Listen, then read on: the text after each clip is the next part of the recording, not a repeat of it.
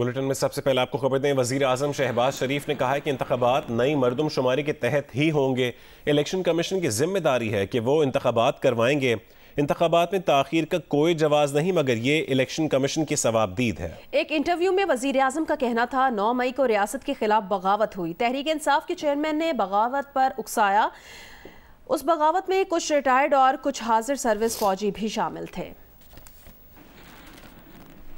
वफाकी वजीर एहसन इकबाल ने कहा कि नई मरदमशुमारी की मंजूरी दी जाती है तो नई हल्का बंदियां करना होंगी।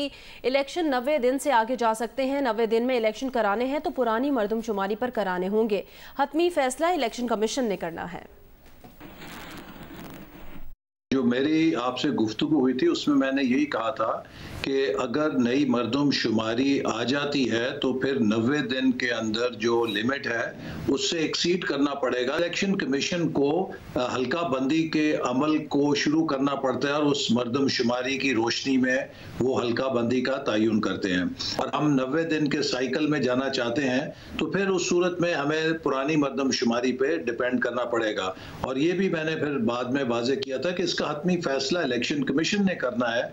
जहां तक आपने कहा कि आईनी तरमीम, यकीनन वो एक हर्डल होगी और अगर वो आईनी तरमीम के नतीजे में सूबों के दरमियान नशिस्तें तब्दील इंटर प्रोविंस नहीं होती तो कम अज कम इंट्रा प्रोविंस जो है उसके लिए फिर वो नई मरदमशुमारी का इतलाक होगा। मतलब निगरान सेटअप का ऐलान कब होगा निगरान वजीर आजम के नाम के हवाले से, क्योंकि आप भी कमेटी का हिस्सा हैं, कहाँ बात पहुंची? हुकूमत की मुद्दत खत्म होने से 2-3 रोज पहले इसके ऊपर कोई हतमी फैसला हो जाएगा। अभी ये मुशावरत के अमल में है। इंशाल्लाह आप देखेंगे कि इत्तफाक राय से सबका किसी नाम पर इत्तफाक हो जाएगा। क्या ये तय है कि 9 अगस्त को ही असेंबलियां तहलील की जा रही हैं? समझता हूँ कि इसके लगभग ही कोई फैसला होगा।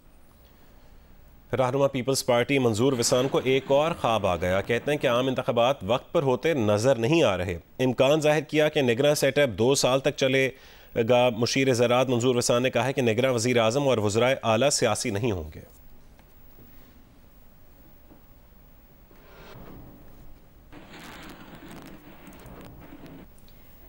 निगरान वज़ीर आज़म की तैनाती के लिए मुशावरत का हतमी राउंड आज से शुरू होने का इम्कान है। इत्तेहादी जमातें मुजवज़ा नामों का एक दूसरे के साथ बाकायदा तबादला करेंगी। हुकूमती इत्तेहाद का निगरान वज़ीर आज़म के लिए 5 से ज़्यादा नामों पर गौर। इत्तेहादी जमातों के मुजवज़ा नाम सामने आने के बाद वज़ीर आज़म अपोजिशन लीडर से मुलाकात करेंगे।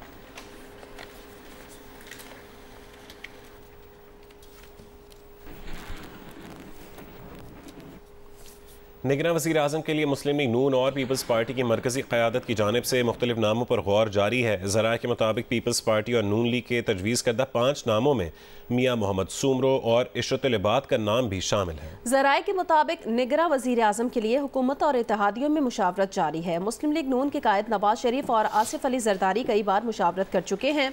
रवां हफ्ते हतमी नाम का फैसला कर लिया जाएगा। ज़राए के मुताबिक निगरान वज़ीर आज़म के लिए साबिक चेयरमैन सेनेट मोहम्मद मियाँ सुमरो और साबिक गवर्नर सिंध डॉक्टर इशरतुल इबाद के नाम भी ज़ेर गौर हैं। ज़राए का कहना है कि नवाज शरीफ और आसिफ अली जरदारी की जानिब से तजवीज़ करदा नाम वज़ीर आज़म को पेश किए जाएंगे। वज़ीर आज़म शहबाज शरीफ और अपोजिशन लीडर राजा रियाज के माबैन नामों पर आज मुशावरत का इम्कान है।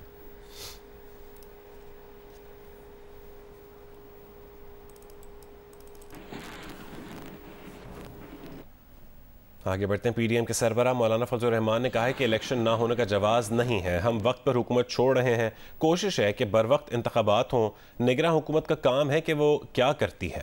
पेशावर में मीडिया से बात करते हुए कहा कि बाजोड़ धमाका कौमी सानिया है, इस पर सियासी पॉइंट स्कोरिंग नहीं होनी चाहिए। उन्होंने कहा कि हमने आपे से बाहर नहीं होना, दहशतगर्दी का जवाब दहशतगर्दी से नहीं देना।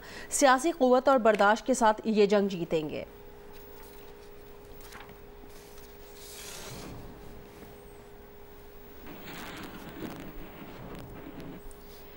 इलेक्शंस में पीटीआई पार्लियामेंटेरियंस तमाम हलकों से उम्मीदवार खड़ा करेगी। परवेज खटक ने अपनी पार्टी में सबके लिए दरवाजे खोल दिए। कहा 19 अगस्त को नौशहरा में जलसे से अवामी राब्ता मुहिम का आगाज कर रहे हैं। मानसेहरा, कोहाट, डीआई खान, स्वात, मर्दान और दीगर शहरों में भी जलसे किए जाएंगे। पार्टी का नारा अमन, तरक्की और खुशहाली होगा। कहा कि रियासती इदारों के साथ जंग नहीं बल्कि उनको मजबूत करना है। Member core committee Shaukat Ali कहते हैं कि परवेज खटक पीटीआई पार्लियामेंटेरियंस के चेयरमैन और महमूद खान वाइस चेयरमैन होंगे।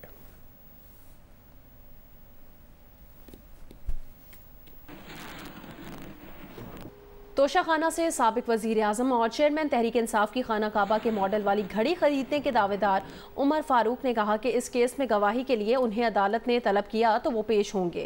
जियो न्यूज़ के प्रोग्राम जिरगा में मेज़बान सलीम साफ़ी से बात करते हुए कहा कि उस वक्त के मुशीर शहजाद अकबर ने राब्ता किया और फरागोगी ये घड़ी लेकर उनके पास आई। जब तस्दीक के लिए मुतालिका ब्रांड के शोरूम से राब्ता किया तो वहाँ से पता चला कि असली घड़ी है जो सऊदी फरमा रवा ने ऑर्डर पर बनवाई थी। जिरगा टीम ने उमर फारूक ज़हूर की गुफ्तगू के हवाले से मौक़िफ़ जानने के लिए तर्जुमान PTI रऊफ़ हसन, फराह गोगी, शिबली फराज और शहजाद अकबर से राबते की कोशिश की, लेकिन अब तक जवाब मौसूल नहीं हो सका। जिरगा का प्लेटफॉर्म इन मोहतरम शख्सियात के मौक़िफ़ के लिए हाजिर है। मुझे शहजाद अकबर साहब ने उन्होंने मुझे ज़िक्र किया कि जी हम जब स्टेट विज़िट्स पे जाते आते हैं तो हम अक्सर चीज़ें हमें मिलती हैं जो कि हमें गिफ्ट के तौर पे होती हैं और फिर हम कुछ चीज़ें नहीं रखना चाहते हैं तो वो हम अगर आपका कोई इंटरेस्ट हो तो हम आपको दिखा सकते हैं अगर आप ख़रीदना चाहें। तो मैंने उनको उस वक्त भी कहा कि जी बिल्कुल आई एम ऑलवेज़ इंटरेस्टेड, कोई ऐसी चीज़ हो, यूनिक चीज़ हो तो ज़रूर बताइएगा मुझे। तो उन्होंने मुझे रब्ता किया 2019 में, तो उन्होंने मुझे ज़िक्र किया कि जी फराह गोगी हैं, वो आपसे मिलेंगी, उनके पास कोई बड़ी ख़ास चीज़ आई है और आप देख लीजिएगा अगर आपको को पसंद है तो अगर आप नहीं भी तो किसी को रेफ़र कर दीजिएगा कि वो उसको बेचना चाहती हैं। तो वो मेरे पास आई, उन्होंने मुझे जब ये घड़ी दिखाई तो मैं तो देख के हैरान हो गया कि मैंने कभी ज़िंदगी में ऐसी घड़ी नहीं देखी। इसके साथ एक रिंग थी और 2 कफलिंग्स थे। तो मैं जब दुकान पे लेके गया तो वो दुकानदार परेशान हो गया देख के। उन्होंने कहा जी आपके पास ये कैसे आई घड़ी? तो पहले तो मुझे समझ नहीं है उसका सवाल का जवाब क्या था जी, बट उसको मैंने कहा जी ये मुझे बिकने के लिए आई और मैं इसकी वेरिफिकेशन कराना चाहता हूँ कि ये इसके ऑथेंटिकेशन आप कर दें। तो उन्होंने कहा जी बिल्कुल 100% जेन्युइन वॉच है और ये सऊदी किंग ने ऑर्डर की थी अपने लिए। अच्छा। तो आपके पास कैसे आई? मैंने कहा जी वो हमारे प्राइम मिनिस्टर को मिली थी और वो बेच रहे हैं तो मैं ख़रीदने वाला हूँ, तो क्या इसकी एस्टिमेटेड कॉस्ट होगी? मैंने कहा जी ये तो प्राइसलेस पीस है। एज ए दुकानदार हमने नहीं कभी देखी ऐसी घड़ी, ऑल्दो कि हम ग्राफ के डीलर हैं और हमारे पास ग्राफ की घड़ी हैं, लेकिन ये स्पेशल इस तरह की घड़ी जो है वो कस्टम मेड जो है ना रॉयल फैमिलीज़ के लिए लंदन से बनती है और हम इनफैक्ट दुकान का स्टाफ भी नहीं इस तरह की घड़ियों के पास घड़ियों का एक्सेस रखता। तो उन्होंने मुझे तसल्ली जब दी कि ये जेन्युइन है और ओरिजिनल है, मैंने जब उनसे प्राइस की पूछा एस्टिमेटेड प्राइस, उन्होंने कहा जी प्राइसलेस पीस है, इसकी कोई भी प्राइस आप दे सकते हैं, जो शौकीन बंदा है तो जो मर्ज़ी दे दे। अभी अदालत की तरफ से आपको बुलाया तो नहीं किया है जहाँ तोशा खाना का? नहीं जी। अगर बुलाएं तो आप जाएंगे पाकिस्तान और वो गवाही देंगे? जी जी, मैं पाकिस्तान आता जाता रहता हूँ जी, कोई मसला ही कोई नहीं। जब भी बुलाएंगे मैं अदालत में पेश होऊंगा और जो भी मेरे बयान दिए आई स्टैंड बाय इट। आगे बढ़ आपको खबर दें, वज़ीर आज़म शहबाज शरीफ एक रोज़ा दौरे पर आज कराची पहुंचेंगे। वज़ीर आज़म कराची में पाक बहरिया के जंगी बहरी जहाज़ PNS तारिक की इफ्तिताही तकरीब में शिरकत करेंगे। वज़ीर आज़म से कराची में तुर्की के नायब सदर की मुलाकात भी होगी। वज़ीर आज़म कराची चैम्बर ऑफ कॉमर्स के नुमाइंदा वफ़द से मुलाकात भी करेंगे।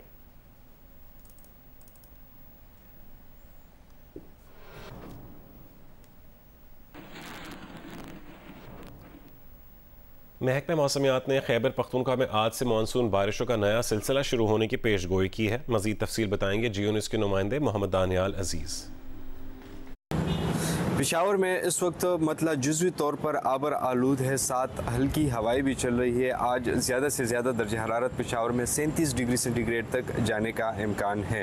गुज़िश्ता 24 घंटों के दौरान खैबर पख्तूनख्वा के मुख्तलिफ इलाकों में बारिशें हुई है। महकमा मौसमियात के मुताबिक आज खैबर पख्तूनख्वा में मानसून बारिशों का नया सिलसिला शुरू होने का इम्कान ज़ाहिर किया गया है। महकमा मौसमियात के मुताबिक खैबर पख्तूनख्वा के बालाई इलाकों में बारिश का ज़्यादा चांसेस है, जबकि PDMA ने मुतल्लिक़ इदारों को पेशगी इक़दामात के लिए मरासला अरसाल किया है, जिसमें कहा गया है कि जो बालाई इलाके हैं वहाँ पर लैंड स्लाइडिंग का भी खदशा है और तमाम छोटी बड़ी मशीनरी जो है वहाँ पर पहले से दस्तियाब हो। इस तरह सयाहों को भी बाखबर होने के लिए PDMA ने कहा है कि सयाहों को भी बाखबर किया जाए कि गैर ज़रूरी तौर पर बालाई इलाकों को सफ़र ना करें। जी, दरियाए रावी में कमालिया के मकाम पर निचले दर्जे का सैलाब है। काठिया जाने वाली सड़क में सैलाबी पानी के बायस 50 फीट चौड़ा शिगाफ पड़ गया है, जिससे कई देहात का ज़मीनी राब्ता मुनक़ता हो गया है। तफसील बताएंगे अमजद सईद।